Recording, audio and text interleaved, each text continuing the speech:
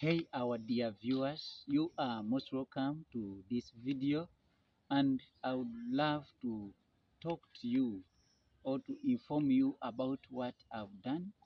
Like I've been telling you, I'm a person who is pro community. I love the community most, but even where I work from, I am very sensitive with the community. So, in this video, I'm just going to tell you what I have encountered in this week and what we can do for community. Remember, we are there to serve people and people are in the community. So wherever I be, I screen out myself. In this week, I have successfully seen around 160 patients. In these 160 patients, the conditions that these people have been transpiring, they have been both simple illnesses and even the blinding conditions. I will not talk about them all, but I will bring to you only the two cases that made me uh, feel like even crying and doing what for I do it because I can't manage it to do it. But this is what I really saw, and this is what I really encountered in my 1 week. There is one lady who is around 61 years old who had terrible headache in around February, January, February there. But the children were not at home. She was alone at home. She's a person who has been staying alone, and she got the headache and she took it for granted and took Panadol or paracetamol and she stayed. Now comes here in November when the children come back from Kenya back to home, they bring this mother now to the hospital when is completely blind, when the optic nerves can no longer transfer information to the brain. Yet this showed over 10 months ago. It means there is something that is happening in our communities that we need to empower and sensitize people that they should understand what is happening and they turn out for services. Because even if there is no money, at least you can get the primary service. So I want to communicate to whoever is watching us, never take anything for granted.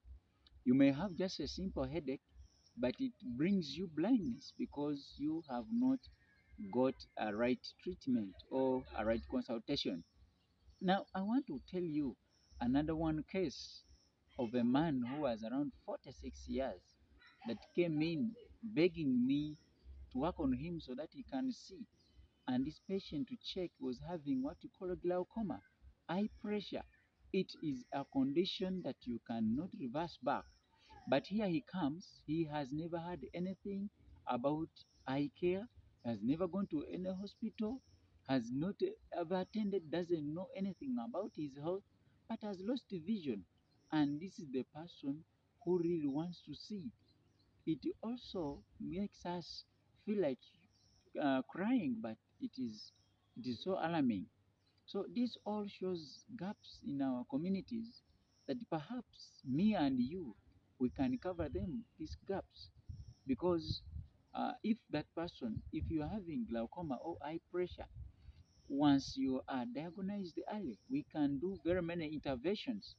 We can treat with eye drops, and where we need be, we can go in for operation, a surgery to preserve the sight. So this is what transpired in this week. But of course, we have a heart for it, but we get limited resources. We remember, I know many people are following us to see camps being posted every day, but now I tell you, we are under frustration in terms of economy.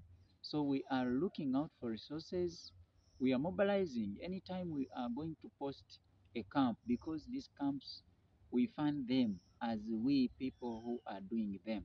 So we are looking out for resources to continue doing these community eye health camps so that we can bring out the blinding conditions on board. And once we bring them on board, we shall be able to fight the blindness with a collective effort. So many patients are in communities. It is the reason as to why I came out to say that we serve our community, irrespective of any economical burdens and so on, but we are there to serve our community, and we see that their eyes are being checked. We see that their health is our priority. To see that, vision is something unique.